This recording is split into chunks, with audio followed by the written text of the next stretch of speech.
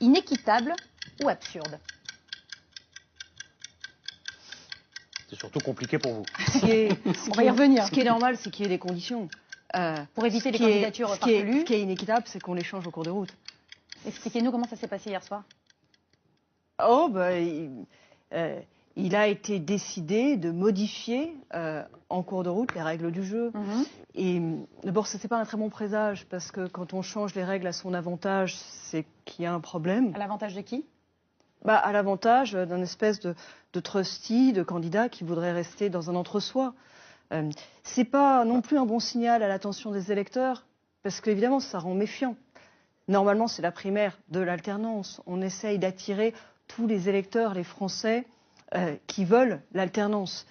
C'est pas juste l'entre-soi d'un parti politique, et voir le parti politique qui change les règles du jeu en cours de route, ça crée de la méfiance. Du discrédit.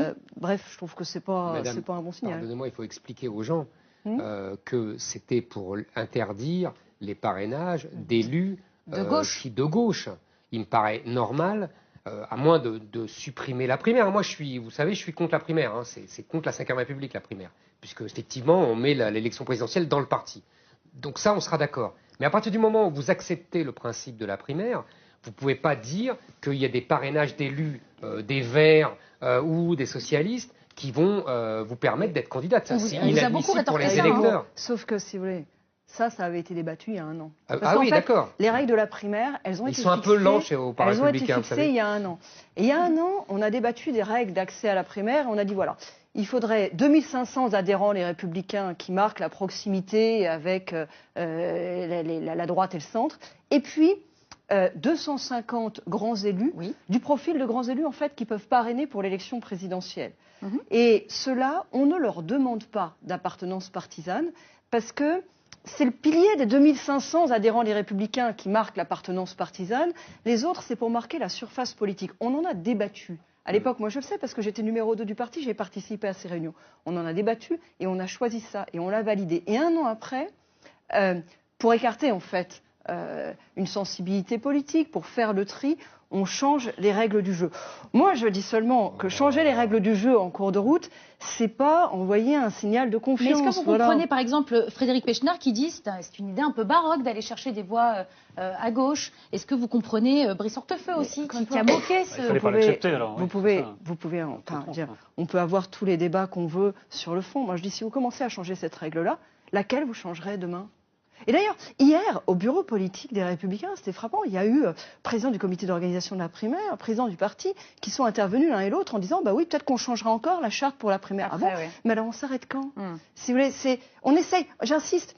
Pour moi, ce qui est important dans la primaire, j'entends, M. Zemmour, que vous n'aimez pas le principe de la primaire. Voilà, je comprends très bien, on peut en débattre. Mais à partir du moment où on fait une primaire, le principe, c'est de mobiliser le plus en amont possible les électeurs, mobiliser les Français.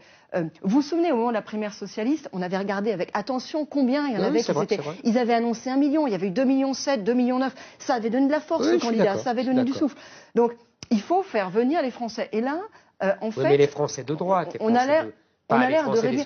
Mais tous ceux qui veulent l'alternance. Dominique Bussereau, par exemple, est intervenu hier de manière très juste en disant, écoutez, ceux qui sont des déçus du hollandisme, ce serait bien qu'ils viennent. Si on essaye d'attirer seulement en 2017 les Français qui ont voté Nicolas Sarkozy en 2012, vous savez quoi, ça ne fait pas une majorité et c'est pour ça qu'on a perdu en 2012. Donc ce serait bien d'en avoir d'autres. Mais enfin, le message qui vous est envoyé, c'est que vous ne faites plus partie de la famille, quoi, quand même. En fait, il faudrait peut-être en tirer les conséquences. Parce que là, c'est presque dirigé contre vous exclusivement. Moi, j'écoute. Moi, à votre place, c'est comme ça que vous l'avez donne pas de conseils, évidemment. Vous savez quoi, j'écoute les messages des Français. Moi, je porte dans la primaire une sensibilité politique qui ne reçoit pas en général le soutien d'Éric Zemmour, mais qui en reçoit d'autres et qui est pour le moment. Alors, ils sont tous sur le même créneau dans la primaire. On a des candidats qui défendent tous le même point de vue. Moi, j'en défends un autre. Par exemple, sur des questions comme le Nini. Bon, tous les candidats à la primaire ont été pour le Nini, pour renvoyer dos à dos le Front National et le Parti Socialiste. Moi, j'ai défendu l'idée qu'on ne renvoyait pas dos à dos le Front National et le Parti Socialiste. Au moment des élections régionales, les Français, dans leur vote, ils ont donné plutôt raison à ma position. Oui. Sinon, dans le Nord-Pas-de-Calais, Picardie, en région PACA, dans le Grand Est, il y aura eu des présidences nationales. Donc cette sensibilité-là, en tout cas, l'électorat de gauche vous a donné massivement raison, quitte à voter pour des gens de droite. Vous avez raison. Une partie de l'électorat de droite. Non, vous avez raison. Regardez ce qui s'est passé dans la région. Là-dessus, vous avez raison. Et donc cette sensibilité-là. Ça veut pas dire que vous aviez raison sur le principe, mais vous avez raison dans les faits. Dans les faits. Moi, j'entends très non, bien mais qu'on puisse ne pas être d'accord. Mais je ne demande pas forcément qu'on soit d'accord avec moi. Je demande qu'on reconnaisse que c'est une sensibilité qui existe, y compris dans le pays. Et je trouve qu'elle doit pouvoir être représentée à la primaire. Sinon, s'ils sont tous à défendre la même chose, ça va pas être très intéressant. Et concrètement, vous en êtes où? Vous les avez, les 20 parlementaires, les 250 élus? Ça avance bien, et le paradoxe d'ailleurs, c'est que le type d'opération d'hier soir, en fait, aide beaucoup. Mais non, c'est pas ça, c'est que ça aide beaucoup. Parce que vous avez toute une série de parlementaires pour dire on n'est pas forcément d'accord avec toi sur tout, mais on trouve qu'en effet, cette voix doit pouvoir être entendue. Et d'ailleurs, le jour venu, et c'est pas aujourd'hui, c'est pour septembre le dépôt des parrainages. Le jour venu, moi, c'est aussi la question que je poserai aux parlementaires. Est-ce que vous êtes prêts à faire un acte démocratique qui est de donner un parrainage pour que cette voix puisse être entendue, d'accord ou pas d'accord avec tout. Je comprends très bien et j'accepte très bien qu'on ne soit pas d'accord avec moi, surtout, je suis pour la liberté de conscience. Ok. Deuxième petite question, la mise en examen d'un candidat à l'élection présidentielle. Ça disqualifie, c'est très compliqué ou ce n'est absolument pas gênant? Eh bien écoutez, moi je trouve que c'est les électeurs qui doivent décider dans tous les cas. Autrement dit, une mesure judiciaire ne doit pas détourner un candidat de pouvoir se présenter au suffrage des électeurs, pas plus qu'une mesure administrative ne doit détourner une candidate de pouvoir être candidate à la primaire. On ne peut pas faire un équivalent. Non, il n'y a absolument pas d'équivalence. Non, mais il n'y a pas d'équivalence. Mais vous avez raison. Vous avez compris. Vous avez compris. J'ai compris que vous plaidiez pour votre propre.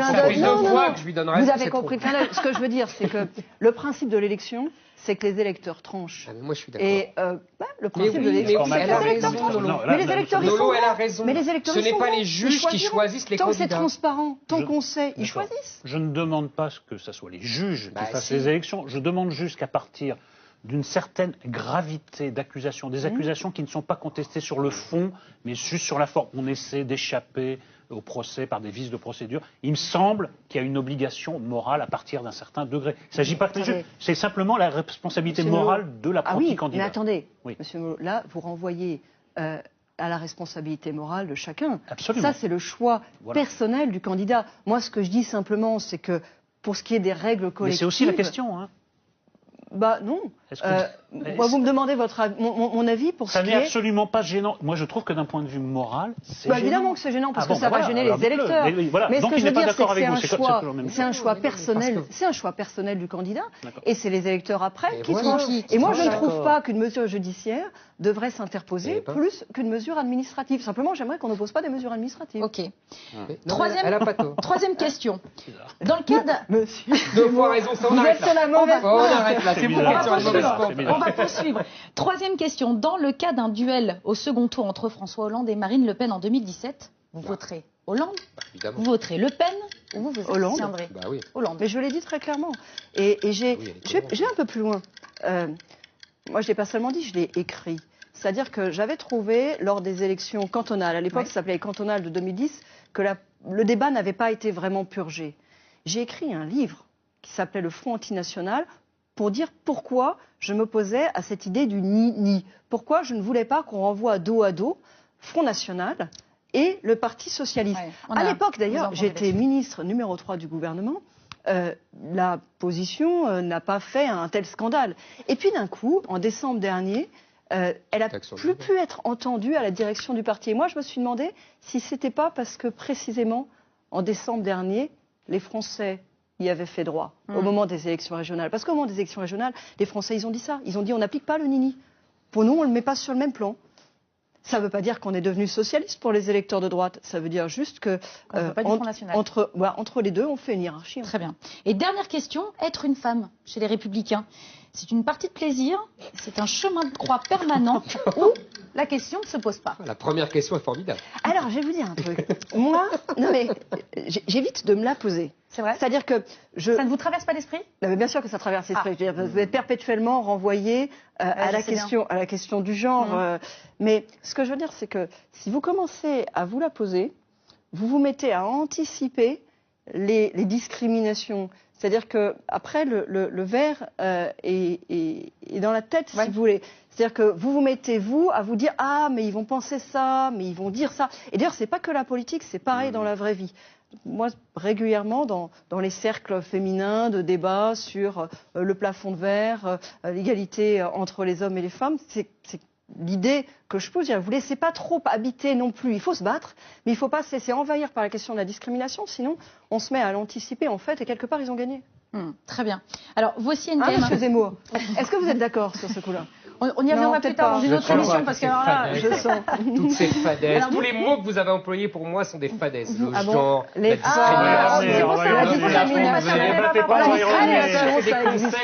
dommage, ça démarrait tellement bien. Allez, on pourrait comparer les salaires. Moi, je connais que la réalité. Je veux bien. Alors, vous pouvez nous dire votre salaire et dire le salaire de madame, et puis on va voir. On fait pas le même boulot. Et on n'a pas le même âge. Et pourtant, et on n'a pas le même âge. Vous voyez, c'est dur. Est-ce que vous êtes d'accord? Bon, on en parlera une prochaine fois. On voit ce que vous essayez de faire, même que c'est Kosciusko-Morizet. On voit bien ce que vous essayez de faire, mais ça ne marchera pas. Bon, alors, c'est pas sûr, parce que ça commence pas mal. Non, on s'en fout complètement. Voici. En général, des femmes en particulier. C'est ça. Mais voilà, mais il en faut pour les défendre. On fera un débat une prochaine fois. Voici, vous avez le droit à votre anti-portrait. Le voici tout de suite, préparé par Amandine Collongette.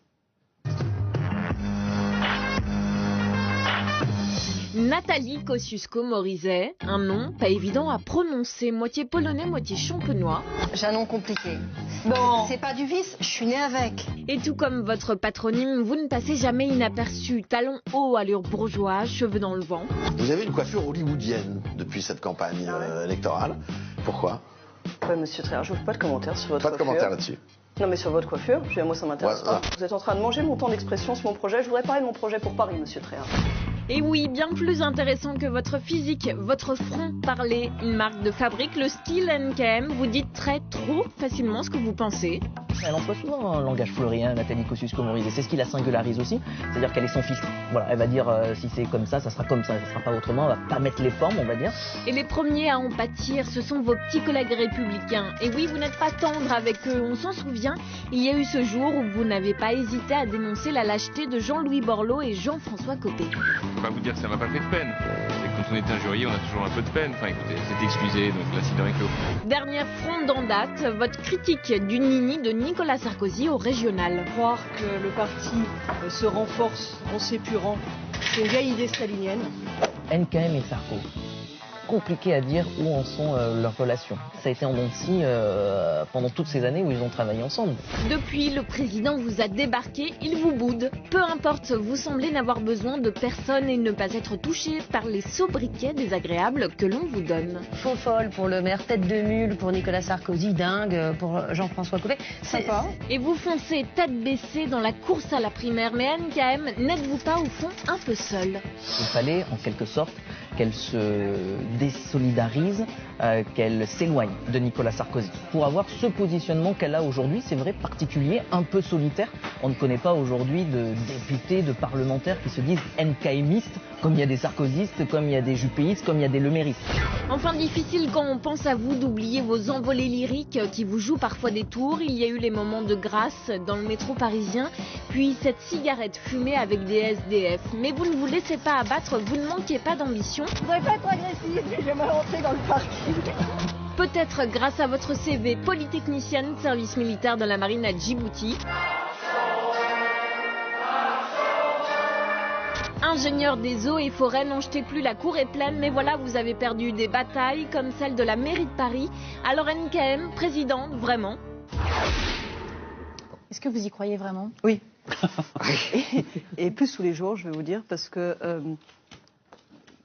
d'abord, je pense que c'est le titre de mon livre, je pense qu'on a complètement changé le monde et que l'essentiel de la classe politique s'en est pas rendu compte. Et qu'il faut que la classe politique change. Et que maintenant, ça devient urgent. Maintenant, ça peut se passer en 2017. Et puis parce que je vois aussi la façon dont les autres candidats donnent cette impression de tourner en rond, en restant dans l'ancien monde, en restant dans les anciennes idées, en restant entre eux.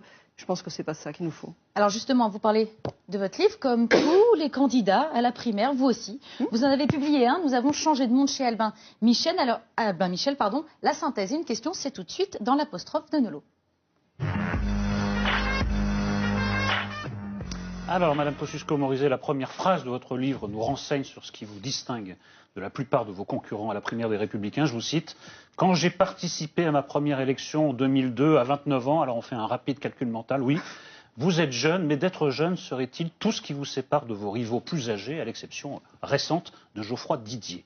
Alors on se prend à le craindre, tant nombre de vos propos et de vos propositions recoupent celles des autres candidats en lice. Alors j'ai pris en vrac, parce que c'est assez dense. Réforme du statut de la fonction publique, on a déjà lu ça ailleurs, réforme de l'immigration familiale, nécessité d'un choc fiscal, tout le monde est pour, ubérisation de la société, c'est également chez Juppé par exemple, rappel de l'importance de définir une identité française, nécessité pour l'individu comme pour la collectivité de connaître ses racines, rétablissement de l'autorité, tous les candidats en lice sont pour, baisse des dépenses publiques, c'est également vrai pour ça, refondation de l'Europe, etc. Mais il faut aussi reconnaître que vous abordez des sujets peu explorés par les autres prétendants. La France a raté le tournant de l'automisation, écrivez-vous, il s'agit à présent de ne pas faire la même erreur avec l'économie numérique et l'économie collaborative. Autre originalité, le féminisme, auquel vous êtes la seule à faire place, et d'après ce qu'on a vu, c'est pas très étonnant, et l'université, au sujet de laquelle vous en appelez à une révolution sur la question de la sélection et de la gratuité des droits d'inscription. Bon courage, Madame Kosciusko-Morizet, c'est le genre de mesure qui met des millions de jeunes dans la rue. Et dans une moindre mesure, vous êtes une des seules à insister à ce point sur l'écologie. Et également, vous êtes une des rares à prôner, à être plutôt contre le nini. Alors, parmi les surprises du livre, un jugement assez mesuré, en tout cas plus mesuré que je ne m'y serais attendu sur Patrick Buisson, auquel vous reconnaissez au passage d'avoir une vision. Et également, parmi les surprises, l'apologie de l'assimilation comme modèle d'intégration. Et le livre se clôt par un éloge du pouvoir féminin comme subversion ultime. Tout comme il s'ouvrait par la première raison de voter pour vous, vous êtes jeune, il se termine donc par la seconde raison de voter pour vous, vous êtes une femme. Alors moi, ça appelle deux questions pour moi. Vous finissez par ça quand même. Oui, enfin, c'est pas du tout des raisons que je mets en avant. En revanche, il y a bien d'autres propositions dans le livre qui sont en revanche très différentes de celles des autres candidats. C'est ma lecture subversive et subjective. Il y a plein d'autres choses subversives. Je vais vous le dire, moi je vais vous les pointer du doigt. Il n'y a pas grand-chose qui dépasse, pour moi, qui donnerait envie à un électeur des Républicains de voter pour vous. C'est vrai que les deux principales raisons, c'est celle que vous avancez en premier, la jeunesse, et celle sur laquelle vous insistez pas mal en dernier, celle d'être femme. Donc quelle est la troisième question ? La troisième plutôt raison de voter pour vous. Et la deuxième question, alors c'est pas propre à vous, mais j'ai l'impression en lisant ces livres que c'est moins un exposé de convictions personnelles, ça vaut aussi pour vos candidats, qu'une sorte de programme attrape-tout où il faut fâcher personne au sein des Républicains.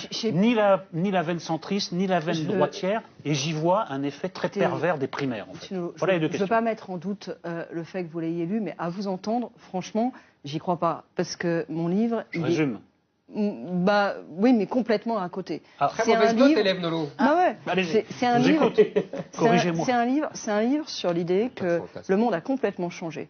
La société, l'économie, et que la politique, elle, n'a pas changé. C'est-à-dire la politique est restée engoncée dans ces vieux clivages, ces vieilles catégories de pensée et ces propositions qui sont toujours les mêmes. Mais regardez les miennes. Par exemple, je suis la seule à parler de comment on fonde un islam de France. Je suis la seule à parler de macroéconomie. Personne ne parle de macroéconomie. Écoutez, non, l'islam de France, la réforme. J'entends aucun débat. D'ailleurs, je vois que mes propositions font débat sur le sujet. Je trouve ça plutôt intéressant qu'on en parle. Ça fera avancer, je l'espère, les choses. Je suis la seule à parler de macroéconomie. La plupart des candidats considèrent comme acquis la politique qui est menée en Europe à ce sujet et on ne bouge pas sur la question. Je suis la seule à proposer l'idée que la droite comme la gauche ont failli en faisant des petites réformes. Je crois plutôt que c'est vous qui n'avez pas vu les livres de vos candidats. Je vais vous donner des exemples très concrets. Ils veulent tous la retraite à 65 ans. Moi, ce que je crois, c'est qu'il faut la faire parce qu'il y a des problèmes d'équilibre du régime. Mais de toute façon, ça ne suffira pas. Ce qu'il nous faut, c'est la retraite à points. La retraite à points, elle est à la fois plus juste, elle est à la fois plus transparente et elle permet plus d'agilité. Parce qu'en fait, à terme, avec la retraite à points, vous n'avez pas la même durée pour tout le monde. Vous avez du choix pour les personnes. Deuxième exemple. Moi, je pense qu'ils sont tous dans une société à l'ancienne, une vision très verticale du pouvoir, dans laquelle on vous dit ce que vous allez faire, comment vous allez faire. Et je crois qu'aujourd'hui, notamment avec le numérique, avec la façon dont la société se transforme, dont nos valeurs sont transformées, mais prenez l'économie numérique, ça ne veut rien dire. Il y a des valeurs qui vont avec. Je pense qu'on est dans une société dans laquelle on est en quête d'autonomie, on est en quête d'indépendance. Par exemple, ils s'obsèdent tous sur la question des paramètres et du reparamétrage des CDI, des CDD. Moi, je crois que le vrai sujet aujourd'hui, c'est le développement du travail indépendant. Et en matière de travail, l'essentiel de mes propositions vont pas seulement à l'entreprise individuelle. Le développement du travail indépendant du monde du travail. C'est pas seulement ça, c'est que je dis que hier, vous aviez un CDI toute la vie avec la même entreprise. Puis progressivement, on est passé dans un système dans lequel vous enchaîniez les CDD avant un jour d'avoir un CDI. Demain, vous allez avoir même pas plusieurs patrons successifs, vous aurez plusieurs patrons en même temps. Vous aurez le salariat le matin, vous serez en train de créer une entreprise en même temps. Vous aurez plusieurs façons. Et notre enjeu, un des enjeux, ça doit être de faire que ce soit en sorte que ce ne soit pas la catastrophe, que ce ne soit pas l'effondrement de notre protection sociale. Numérique, écoutez, moi, je suis la seule à en parler, je n'entends aucun autre candidat en parler, et je pense que c'est des sujets qui sont dans la société et qui ne sont pas dans la vie politique. Et sur la deuxième question, vous ne pensez pas qu'il y a un aplatissement du débat parce qu'il faut faire des programmes un peu attrape-tout? C'est ça que je vois dans tous les livres que je lis. Bah, je ne suis pas sûre, parce que quand je propose sur la question, par exemple, vous parlez des universités, quand je propose sur la question des universités de faire tomber 2 tabous, qui sont des tabous, d'ailleurs regardez la réaction de M. Zemmour qui était intéressante, il y a tout ça de Vaquet, qui sont des tabous de la droite française. J'en ai parlé. De Vaquet, tout le monde s'en souvient, qui sont des tabous de la droite, notamment de la droite, parce que c'était cette époque-là.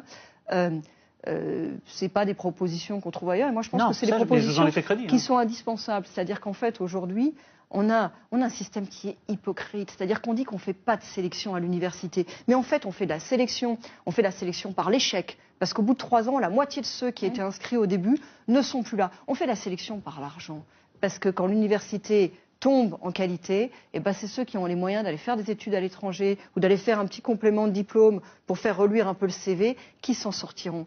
Donc, il y a une hypocrisie à dire qui est vraiment de gauche, à dire qu'on ne fait pas de sélection, et en fait, derrière, il y a un dispositif qui est profondément antisocial. C'est un vrai débat. Il y a une hypocrisie quand même. Et d'ailleurs, le système américain qui est basé sur l'inverse est en train d'être sérieusement contesté. Écoutez Bernie Sanders. Je propose un système dans lequel, par exemple, sur les droits d'inscription, vous avez une modulation en fonction des revenus, avec un minimum de boursiers obligatoire. C'est-à-dire qu'on dit à une université, on lui laisse de l'autonomie, la vraie autonomie. Tenez, on a fait l'autonomie des universités, mais on n'est pas allé au bout. On lui dit, bon, vous aurez besoin d'avoir 25, 40% faut en discuter de boursiers. Il faut que ce soit des vrais boursiers. Il faut arrêter que ce soit un petit complément qui, en fait, vous oblige à bosser à côté. Parce qu'on a des bourses aujourd'hui qui sont pas des vrais. Je veux dire, ça peut pas vraiment accompagner des études. Il y a un mensonge derrière. Et en revanche, vous avez une possibilité de moduler les droits d'inscription parce que aujourd'hui, le droit d'inscription fixé de manière uniforme au niveau national, ça ne permet pas aux universités de vivre, ça ne permet pas aux universités de maintenir le niveau. Et je rebondis sur la réaction de M. Zemmour, que je comprends bien, parce que c'est vrai qu'à l'époque de Vaquet, ça avait été... Mais je pense que le monde a changé là aussi. Et que les Français... Ils ont compris que c'était... Regardez, au début de l'année universitaire, là, il a eu un hashtag. C'était « Ma salle de cours est pleine » ou « Mon amphi est plein ».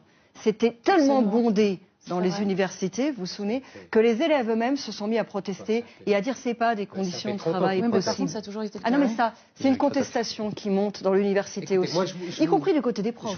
Moi, j'ai reçu le soutien d'un certain nombre de profs sur cette initiative. Je vous écoute et je vous écoute depuis longtemps et je pense que, en fait, vous avez un problème d'identité. C'est-à-dire que, d'abord, on parlait de vos relations avec les Républicains. Nolo vous disait que vous êtes de la famille et tout. Moi, je pense que pour les électeurs de droite, vous êtes quelqu'un de gauche, et pour les électeurs de gauche, vous êtes une bourgeoise. Donc déjà, ça pose un vrai problème. Vous êtes chez vous nulle part. Je pense que et depuis que je vous suis, c'est toujours la même chose. En fait, les gens de droite vous détestent beaucoup plus que les gens de gauche. Il faut que vous le sachiez quand même. Je pense que vous le savez. Ceux de droite que vous fréquentez, j'en doute pas, monsieur Zemmour. Mais c'est une droite un peu particulière. La droite, vous savez, d'après les sondages, on en a parlé déjà avec Nolo, 80% des électeurs UMP, enfin républicains comme on dit aujourd'hui, sont très près de toutes les thèses que je défends. Donc ne dites pas les gens que je fréquente seulement. C'est pas 4 personnes, hein, c'est des dizaines de millions de gens. Je suis sûr que vous avez plein d'amis. Non, mais si c'est ça le problème, vous êtes trop bonne. Deuxièmement, après, vous chevauchez le cheval habituel qui est de la modernité. Vous savez, j'entends ça depuis des décennies. Tout le monde est moderne. la République J'utilise pas le mot moderne, disait moderne, Chevènement. monsieur Zemmour, moi, très peu, parce que justement, il est daté. Mais c'est une moderne, oui, mais voilà, on est bien d'accord. En général, la le modernité, mot moderne, c'est il daté. correspond à une époque. On est bien d'accord. Mais ça ne veut pas dire qu'il ne faut pas être contemporain, qu'il ne faut pas voir le monde changer autour de soi. Oui, mais et l'accompagner quand on fait de la politique. Non, mais d'accord, mais vous secouez beaucoup de mythes. Par exemple, quand vous dites, oui, c'est fini le salariat, le matin on sera salarié, puis après on sera indépendant. D'abord, si c'est ça, si c'est le retour au travail à la tâche, comme dans les livres de Steinbeck, moi je vous la laisse, votre modernité.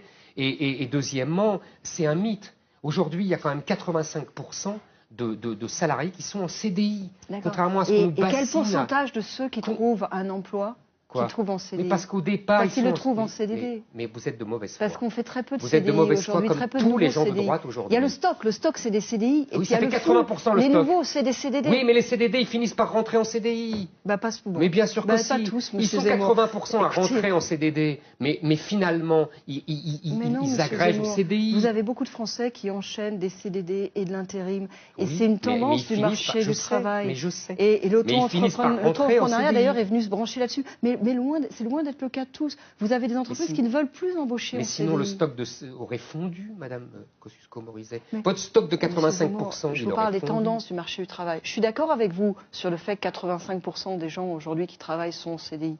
Mais le nouveau monde qui est en train d'émerger, c'est pas celui-là. Avec l'économie des plateformes, on peut dire que c'est bien, que c'est pas bien. Moi, je veux pas qu'on tombe dans la discussion morale. Mais avec l'économie des plateformes, viennent en fait une économie des indépendants. Tout le monde ne va pas être ubérisé, Madame. Il y a beaucoup de monde qui vont être ubérisés. Regardez les professions qui ne pensaient pas être ubérisées. J'en parlais l'autre jour avec le président des huissiers. Ils se disent qu'ils vont être ubérisés. Voilà, il n'y a pas de profession plus traditionnelle. Vous regardez ce qui se passe dans le milieu des avocats, avec les nouveaux sites Internet qui sont en train d'émerger. C'est-à-dire, vous regardez ce qui se passe dans le milieu de l'assurance. C'est de l'automédication. C'est ce que disait Monsieur Nolot a relevé ça dans mon livre, et je le remercie parce que c'est un point auquel je tiens beaucoup. On a raté la grande vague automatisation. On a raté cette révolution industrielle de la robotisation. On l'a raté, on n'a pas bien investi, l'Allemagne a été bien meilleure. On a pensé qu'en n'investissant pas dans la robotisation, on allait protéger l'emploi. On n'a rien protégé du tout. On a perdu notre compétitivité. Il y a des pans entiers de notre industrie qui se sont effondrés. Aujourd'hui, on est devant une nouvelle vague.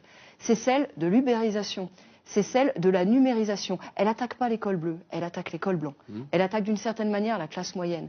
Les gens qui ont un métier avec une part intellectuelle, mais pas très qualifiée. Éventuellement répétitive. C'est pas seulement une question de qualification. Une part intellectuelle répétitive, donc qui peut être prise en compte par ce qu'on appelle une learning machine, par exemple. Ceux-là peuvent être ubérisés. Mais vous savez quoi? C'est une grande part de la classe moyenne. Donc c'est un risque d'avoir une société qui se distend comme ça. Vous savez, la société, elle s'est déjà distendue avant et je ne vous ai pas attendu pour la regarder. La société, elle s'est distendue parce qu'il y a des inégalités majeures depuis 20-30 ans. Parce que la mondialisation a fabriqué... Mais ça, c'est nouveau. Oui. Et on a moyen, si on prend maintenant, d'en faire une chance plutôt qu'un inconvénient. En tout cas, si on ne le regarde pas, on est sûr de se retrouver avec la guerre partout, comme entre Uber et les taxis, et pas de solution pour personne. Il y a quelque chose qui m'amuse chez vous. Vous passez votre temps à dire que vous êtes donc moderne, que vous détestez les réactionnaires. J'utilise jamais ce mot-là, monsieur. Contemporaine, si vous préférez. Oui, je n'aime pas les réactionnaires. Je suis assez anti-réac, de droite et de gauche d'ailleurs. Voilà, vous détestez les réactionnaires. Sauf que quand je vous lis, vous êtes pour le retour de la sélection à l'université, pour l'autorité dans l'État, pour l'assimilation. Je crois qu'il n'y avait plus que moi qui était pour l'assimilation. Donc voilà, je suis content d'avoir un soutien. Parce que vous savez ce que c'est que l'assimilation. Ce n'est pas l'intégration et c'est encore moins l'inclusion, chère madame. Vous le savez. L'assimilation, ça veut dire devenir le même. Et ça, il n'y a plus personne qui désire ça.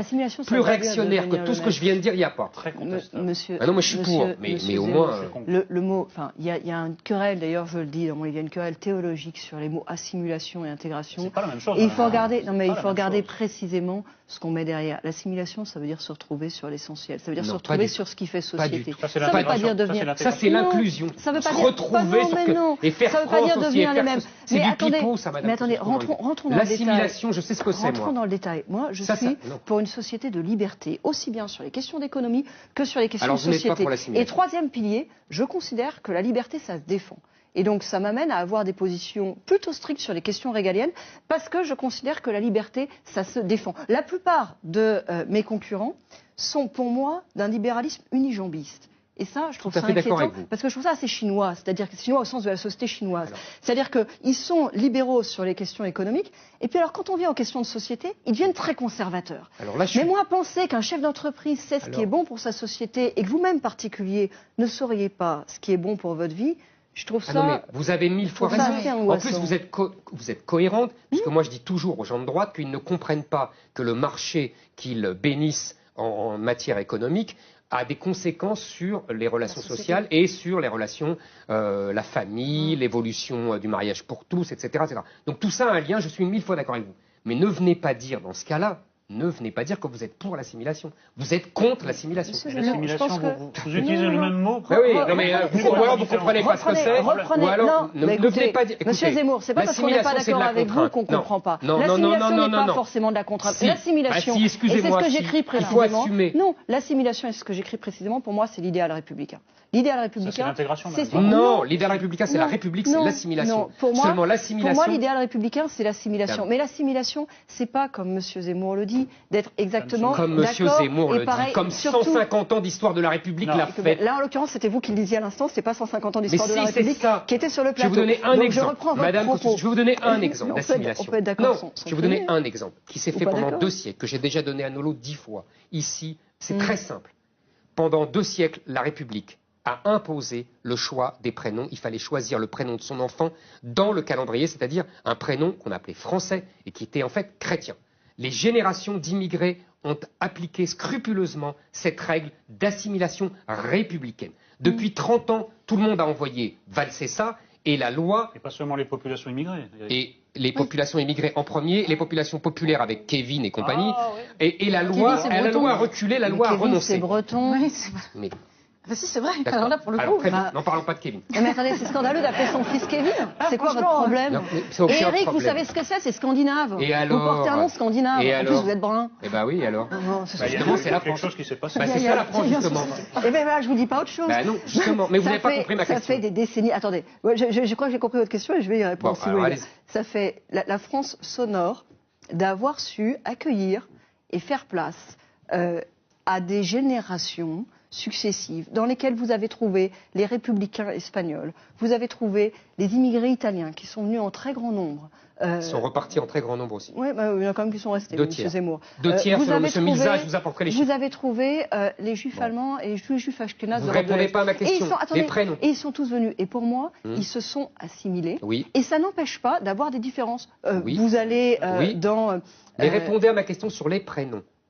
Non, parce que ça, mais je viens de vous répondre. Ça, c'est parce que. Ça ne veut rien dire. Non, ça veut rien dire. L'assimilation, c'est les prénoms. Vous avez attaqué donc, Kevin. Il n'y a plus d'assimilation depuis 30 ans. C'est pas assimilé de s'appeler Kevin. C'est parce qu'il m'a dit qu'il n'y a pas que les familles musulmanes. Et donc, il n'y a pas que Mohamed. Donc, j'ai dit oui, il y a aussi Kevin. C'était une formule. Donc, mais vous n'avez pas répondu à ma question. Non, c'était pas. Oui, une formule et une connerie. Parce que Kevin n'est pas associé. Alors, avançons un petit peu. Je voulais montrer simplement qu'il y a incompatibilité entre la conception libérale de la société de Mme Kosciusko-Morizet et en général, et l'assimilation. Monsieur Zemmour, je vais vous retourner l'argument. Je pense qu'il y a quelques siècles, il n'y a personne qui s'appelait Eric en France. Pourquoi? Parce que c'était un prénom scandinave. Et vous savez quoi? Aujourd'hui, c'est devenu un prénom français. Non, rien à voir. Non, mais deux choses. C'était le calendrier depuis des siècles. Et un Saint-Éric? Bah oui, depuis des siècles. On vérifiera. Deux choses. Pas connaissance, mais c'est possible. Oui, on ne parle pas de la même chose, mais j'ai voulu préciser. L'assimilation, selon Éric Zemmour, c'est l'oubli de soi-même, la dissolution. Non. Je donne un exemple personnel. Si, pour une raison quelconque, je venais à vivre dans un autre pays, il y a quelque chose de français qui resterait en moi. On ne peut pas être complètement dissous. Mais oui, je resterais français. Je serais intégré. Je respecterais les règles, les lois du pays, mais je resterais français. Ce que tu prônes, c'est de la terreur. Les gens doivent oublier ce qu'ils sont tout d'un coup. C'est ce qu'on a fait pendant des siècles. Moi, je suis pour l'intégration. C'est ce qu'elle a dit elle-même avec la République espagnole. Pour moi, l'assimilation, c'est pas ça. Pour moi, l'assimilation, c'est choisir une communauté nationale, adhérer aux valeurs de cette communauté nationale, en faire sa communauté nationale. Ça ne veut pas dire que vous êtes dissous. Mais personne m'a parlé, personne n'a voulu le dissoudre. Vous avez dit, il faut tous qu'on devienne les mêmes. Bah non, on n'est pas les mêmes. Assimilation, ça veut dire devenir Eric Nolot, on ne sera jamais les mêmes. Il nous reste beaucoup de temps. Je préfère aussi.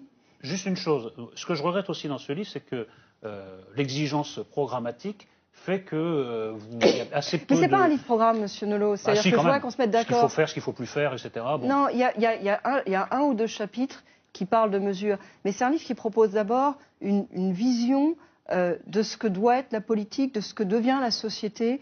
C'est pas les 100 mesures, vous voyez, que font tous les candidats à la présidentielle et qui ne tiennent d'ailleurs jamais. Regardez François Hollande. Non, mais vous citez une phrase très profonde de Baudrillard. Moi, j'aimerais qu'il y en ait eu plus. Vous le citez. Il y a pas mal de citations. Nous sommes pris entre deux intégrismes, l'un populiste ou islamique et fondamentaliste, et l'autre libéral, élitaire, celui de l'universel et de la démocratie forcée.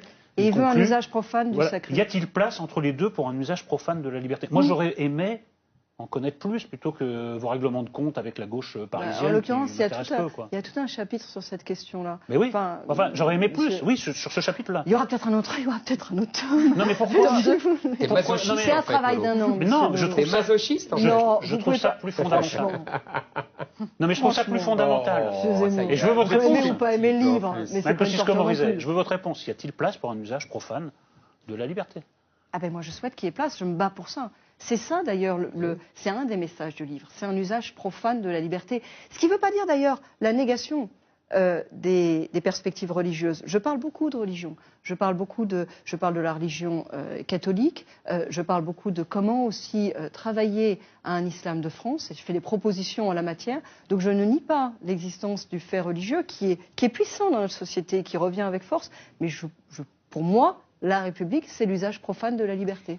Ça n'empêche pas d'avoir d'autres choix par ailleurs. Vous confondez la République avec le libéralisme. La République, c'est la nation. Ce n'est pas la liberté des individus. La République et la nation, c'est un peu différent. Mais non, justement, j'ai une dernière, c'est ça que vous comprenez j'ai une pas. dernière toute petite question, on ne peut pas éviter d'en parler, la perpétuité réelle. Oui.